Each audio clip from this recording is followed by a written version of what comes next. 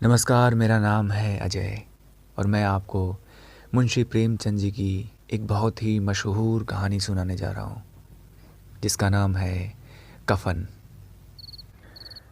झोपड़ी के द्वार पर बाप और बेटा दोनों एक बुझे हुए अलाव के सामने चुपचाप बैठे हुए हैं और अंदर बेटे की जवान बेबी बुधिया प्रसव वेदना से कराह रही थी। रह रह कर उसके मुंह से ऐसी दिल हिला देने वाली आवाज़ निकलती थी कि दोनों कलेजा थाम लेते थे। जाड़ों की रात थी, प्रकृति सन्नाटे में डूबी हुई, सारा गांव अंधकार में लय था। घीसू ने कहा, मालूम होता है बचेगी नहीं, सारा दिन दौड़ते हो गया, जा देख तो आ।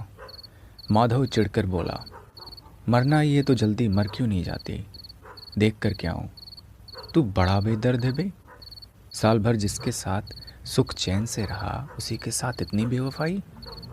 तो मुझसे उसका तड़पना और हाथ पांव पटकना देखा भी तो नहीं जाता। हरिजनों का कुनबा था और सारे गांव में बदनाम। घीसू एक दिन काम करता तो 3 दिन आराम करता। माधव इतना कामचोर था कि आधे घंटे काम करता तो घंटे भर चिलम पीता, इसलिए उन्हें कोई मजदूरी देता भी नहीं था। घर में मुट्ठी भर अनाज मौजूद हो तो उनके लिए भी काम न करने की कसम थी। जब 2-4 फाके हो जाते तो घीसू पेड़ पर चढ़कर लकड़ियाँ तोड़ लाता और माधव बाजार में बेच आता। और जब तक वह पैसे रहते दोनों इधर उधर मारे मारे फिरते।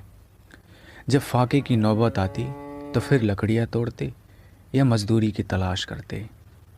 गांव में काम की कमी ना थी, किसानों का गांव था। मेहनती आदमी के लिए 50 काम थे, मगर इन दोनों को लोग उसी वक्त बुलाते थे जब 2 आदमियों से एक का काम पाकर भी संतोष कर लेने के सिवा और कोई चारा न होता। विचित्र जीवन था इनका।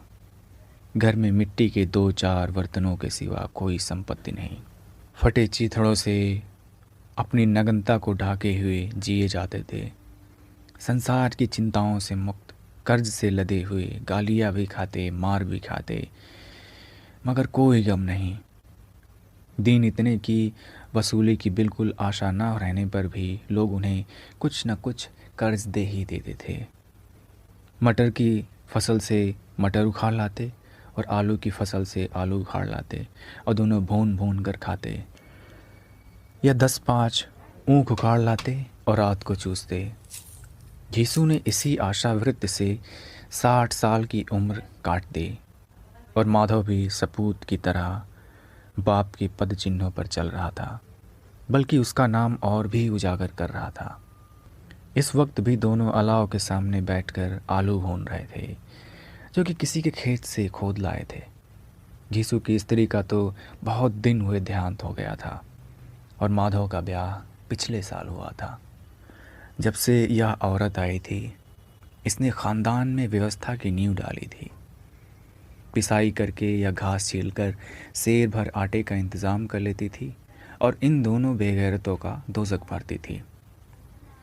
जब से वह आई, दोनों और भी ज़्यादा आराम तलब और आलसी हो गए थे, बल्कि कुछ अकड़ने भी लगे थे। कोई कार्य करने को बुलाता तो निर्व्याज भाव से दुगनी मजदूरी मांगते।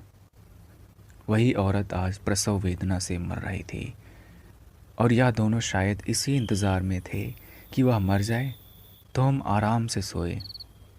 घीसू ने आलू निकालकर छीलते हुए कहा, जाकर देख तो आ, क्या दशा है उसकी। चुड़ैल का फिसाद होगा और क्या, यहाँ तो ओझा भी 1 रुपये मांगता है। माधव को भय था कि अगर वह कोठारी में गया तो घीसू आलूओं का बड़ा हिस्सा साफ कर देगा। बोला, मुझे वहाँ डर लगता है। डर किस बात का, मैं तो यहाँ हूँ ही, तो तुम ही जाकर देखो ना। इस पर घीसू ने कहा, मेरी औरत जब मरी थी तो मैं 3 दिन तक उसके पास से हिला नहीं था, और फिर मुझसे लजाएगी नहीं। जिसका कभी मुंह नहीं देखा, आज उसका उधड़ा हुआ बदन देखूं, उसे तन की सुध भी तो ना होगी।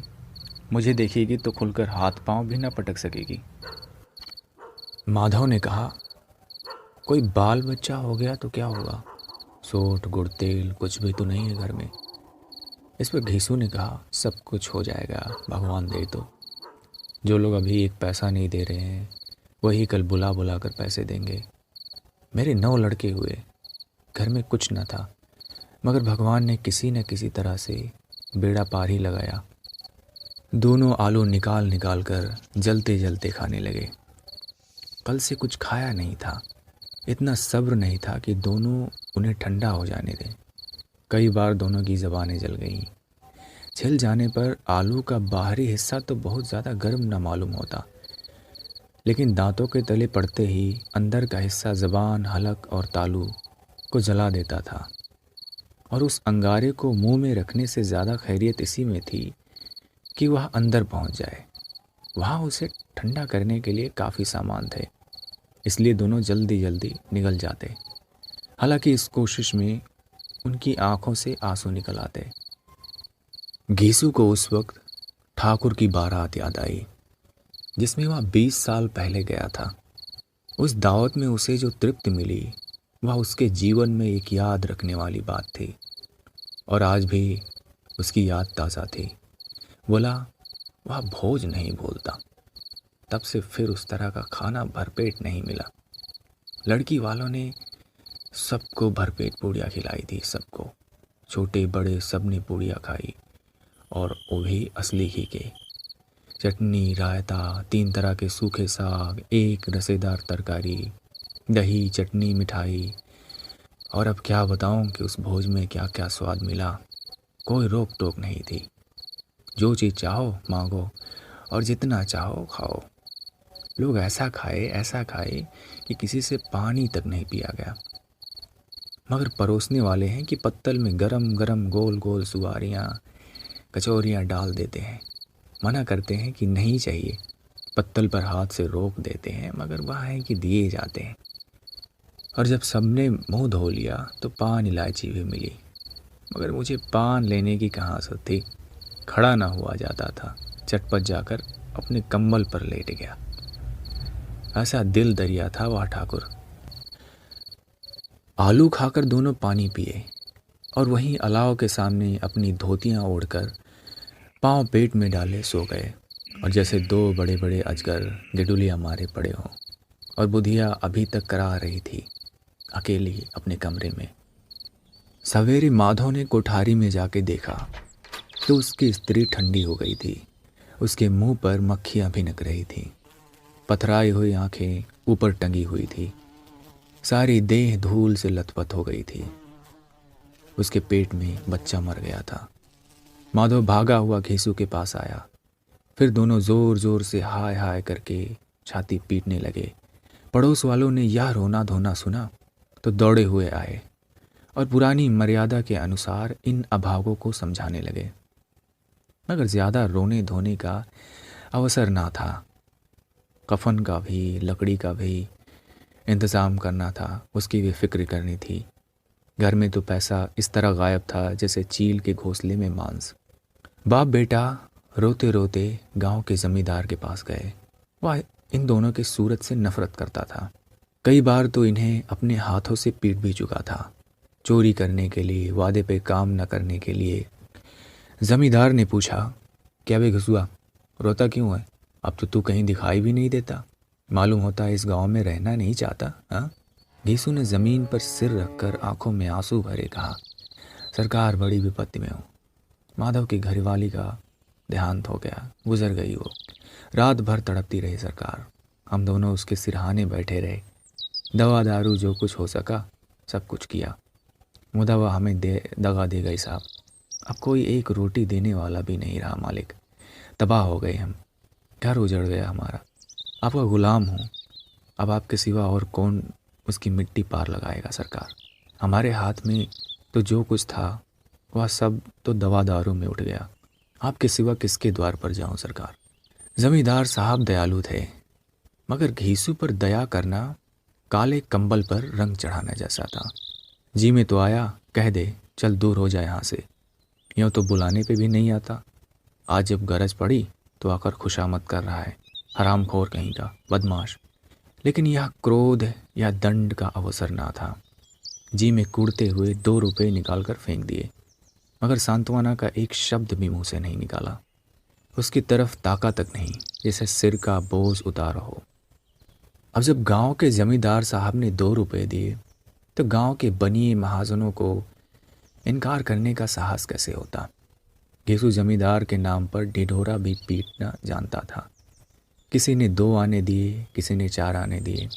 1 घंटे में घेसू के पास 5 रुपए की अच्छी रकम जमा हो गई।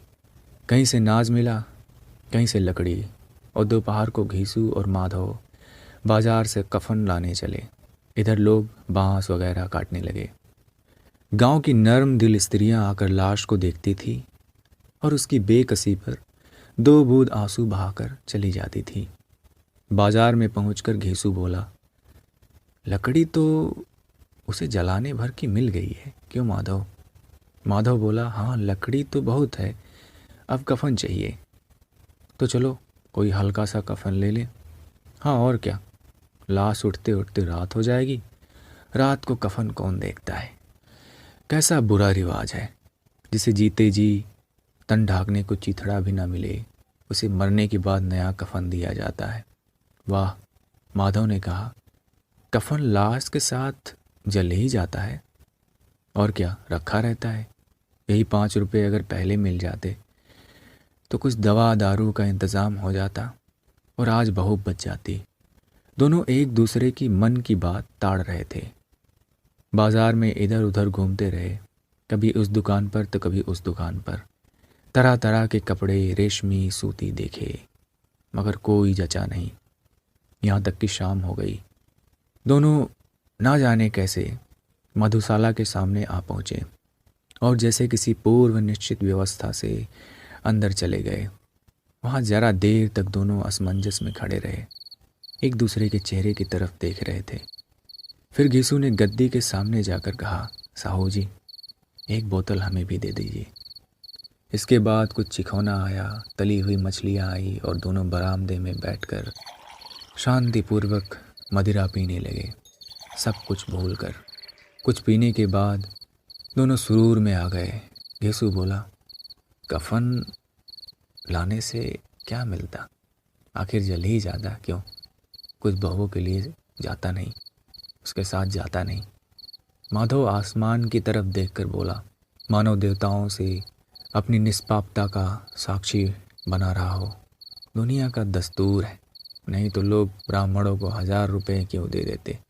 कौन देखता है परलोक में मिलता है या नहीं। इस पे घेसू ने कहा, बड़े आदमियों के पास धन है, फूके, हमारे पास फूकने को क्या है। इस पे माधव ने कहा, लेकिन लोगों को जवाब तो देना पड़ेगा। लोग पूछेंगे कि तुम कफन लाने गए थे, कफन लाए कि नहीं। घेसू हंसा अबे कह देंगे रुपए कमर से खिसक गए और क्या, बहुत ढूंढा नहीं मिला। लोगों को विश्वास हो जाएगा, लेकिन फिर वही रुपए देंगे खुद से।